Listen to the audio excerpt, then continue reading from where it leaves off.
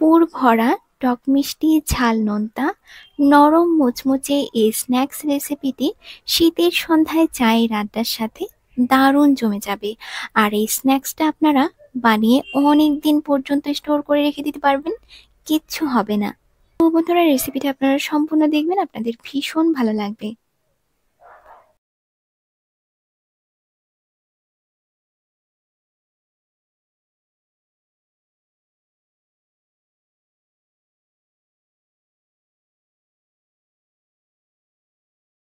তো দেখুন বন্ধুরা, আমি এটা নিয়েছি মশালাদার পুর। আর এই পুরটা দিয়ে আমি গতকাল লিট্টি চোখা বানিয়েছিলাম, তো সেখান থেকে এতটুকু পুর আমার বেঁচে গিয়েছে। তো আমি সেই ভিডিওতে বলেছিলাম যে এই পুরটা দিয়ে আমি একটা মজাদার নাস্তা বানাবো, তো সেটাই আমি আজকে বানাচ্ছি। যারা আমার ওই লিট্টি চোখার ভিডিওটা দেখেছেন তারা তো জানবেনই যে আমি পুরটা কিরকম ভাবে তৈরি করেছি।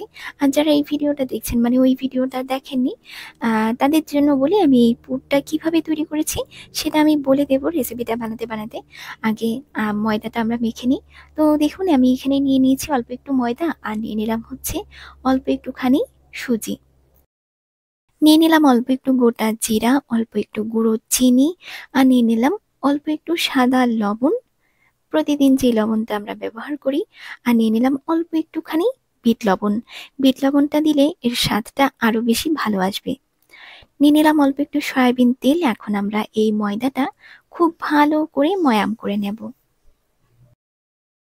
আর আমি যে লিট্টি চোখার রেসিপির কথা বললাম, সেই রেসিপিটা যারা দেখেননি অবশ্যই দেখবেন, আপনাদের ভীষণ ভালো লাগবে। ইউপি বিহারের ভীষণ একটা জনপ্রিয় খাবার, আমিও প্রথমবার বানালাম, খেতে ভীষণ ভালো লাগলো। তো যাই হোক বন্ধুরা, ময়দাটা আমি খুব ভালো মতো ময়াম করে নিয়েছি। এখন আমি অল্প অল্প জল দিয়ে এই ময়দাটা মেখে একটা ডো তৈরি করে নেব।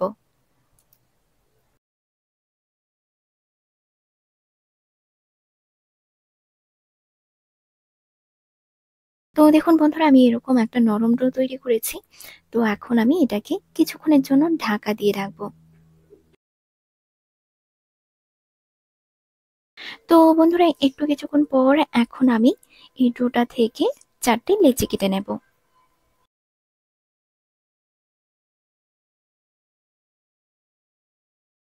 চারটে লেচি কেটে নিয়েছি। এখন আমি পাতলা পাতলা করে 4টে রুটি বেলে নেব। বেলার জন্য নিয়ে নিলাম অল্প একটুখানি শুকনো ময়দা।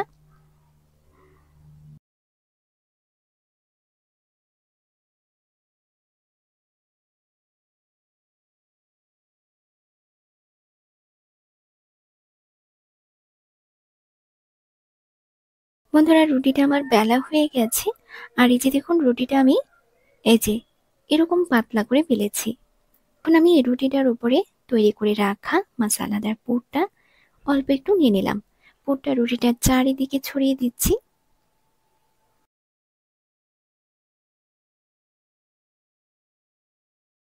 যেহেতু পুরটা শুকনো, তো তার জন্য বেলনাটা দিয়ে এভাবে একটু বেলে দিচ্ছি।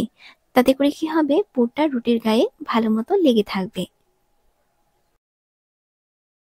তারপর দেখুন, এর উপরে আরো একটা রুটি বসিয়ে দিলাম। তারপর আমি এই রুটিটার উপরেও অল্প একটু পুর দিয়ে সেম একই রকম ভাবে বেলনা দিয়ে বেলে দেবো। এভাবে একটা একটা করে রুটি দেবো আর অল্প অল্প পুর দেবো, বেলনা দিয়ে বেলবো। তো এই ফাঁকেই আমি আপনাদেরকে বলে দিচ্ছি যে এই পুরটা আমি কিরকম ভাবে তৈরি করেছি। বাজার থেকে ভাজা ছোলা কিনে এনে সেই ছোলার খোসা ছাড়িয়ে তারপর আমি ছোলাটা হামানদিস্তায় গুঁড়ো করে নিয়েছি। তারপর তাতে আমি অ্যাড করেছি লঙ্কা কুচি, আদা কুচি, ধনিয়া পাতা কুচি, আর দিয়েছি অল্প একটু টক আমের আচার। দু রকমের লবণ দিয়েছি, সাদা লবণ, বিট লবণ, আর দিয়েছি অল্প একটু জিরে ধনিয়ার গুঁড়ো, অল্প লাল লঙ্কার গুঁড়ো, আর দিয়েছি অল্প একটু হলুদ গুঁড়ো। তারপর অল্প অল্প জল দিয়ে এটা মেখেছি। এভাবেই আমি এই পুরটা তৈরি করেছি।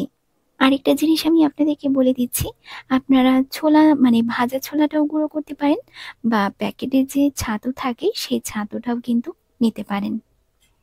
তো বন্ধুরা, আশা করছি আপনারা সকলেই খুব ভালো মতো বুঝতে পেরেছেন যে আমি এই পুরটা কিরকম ভাবে তৈরি করেছি।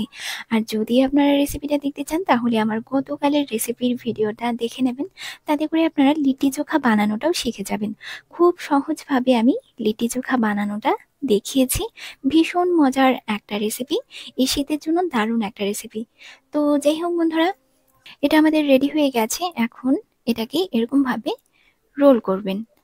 4টে রুটি কিন্তু আমি নিয়ে নিয়েছি। এর মুখটা এই যে এরকম ভাবে বন্ধ করে দেবেন।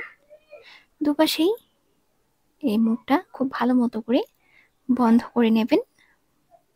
আর এই যে এটাকে এরকম ভাবে খুব ভালো মতো বন্ধ করে নেবেন, যাতে করে এটা খুলে না যায়। আমি একটু জল দিয়ে বন্ধ করে দিচ্ছি, তাতে করে এটা খুব ভালো মতো আটকে থাকবে। তারপর হাতের সাহায্যে এভাবে একটুখানি গোল করে নেবেন সুন্দরভাবে। তো দেখুন এটা আমাদের রেডি হয়ে গেছে। এখন আমি এর উপরে অল্প একটুখানি শুকনো ময়দা নিয়ে নিলাম। এখন আমি এই ছুরিটা দিয়ে এই যে এরকম সাইজ মতো করে এটাকে কেটে নিচ্ছি। দেখুন কত সুন্দর লাগছে দেখতে।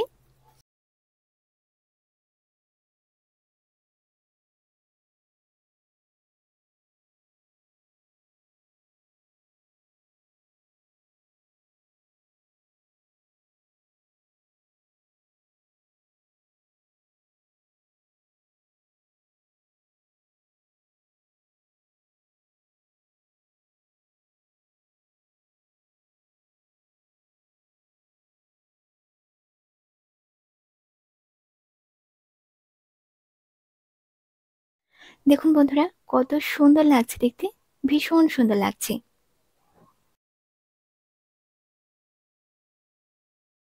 এখন আমি এগুলো হালকা একটু এরকম ভাবে চাপ দিয়ে তারপর হালকা একটু এগুলো বেলে নেব। দেখুন কত সুন্দর লাগছে দেখতে। এভাবে হাত দিয়ে একটু চাপ দিয়ে নিয়ে তারপর আমি এই যে এইভাবে হালকা একটু বেলে নেব, বেশি না হালকা একটু বেলবো। এই যে দেখুন কত সুন্দর লাগছে, ভীষণ সুন্দর লাগছে দেখতে।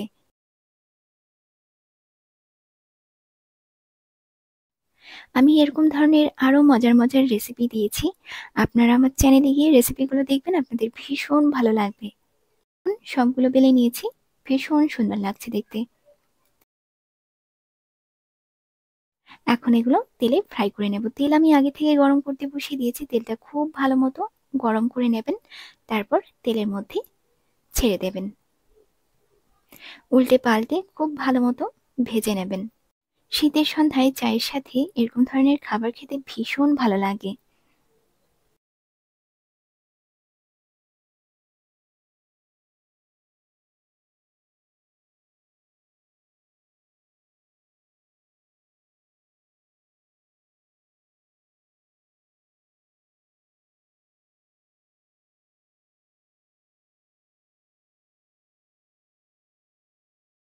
দেখুন এগুলো আমার ভাজা হয়ে গেছে। আর দেখুন কত সুন্দর লাগছে দেখতে। তেলটাকে খুব ভালো মতো ঝরিয়ে এখন এগুলো তুলে নেব। তেলটা যতক্ষণ এগুলোর ঝরছে, এদিক দিয়ে আমি বাকিগুলো তেলের মধ্যে ছেড়ে দিচ্ছি।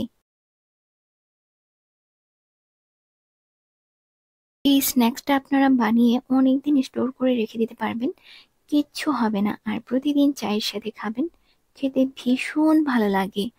আমার অল্প একটু পড়ছিল, তার জন্যই অল্প তৈরি করলাম। আমি তো আবার বানাবো।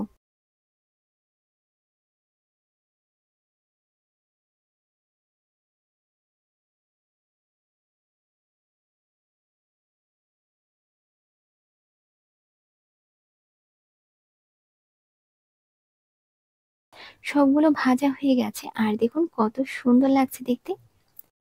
তো বন্ধুরা আমার এই স্ন্যাক্স এর রেসিপিটা আপনাদের কাছে কেমন লাগলো অবশ্যই কমেন্ট করে জানাবেন। ভালো লাগলে লাইক শেয়ার সাবস্ক্রাইব করতে ভুলবেন না। তো বন্ধুরা আজকের জন্য এই পর্যন্তই। দেখা হচ্ছে আপনাদের সাথে আরো একটা নতুন রেসিপি নিয়ে। ভালো থাকবেন সবাই। নমস্কার।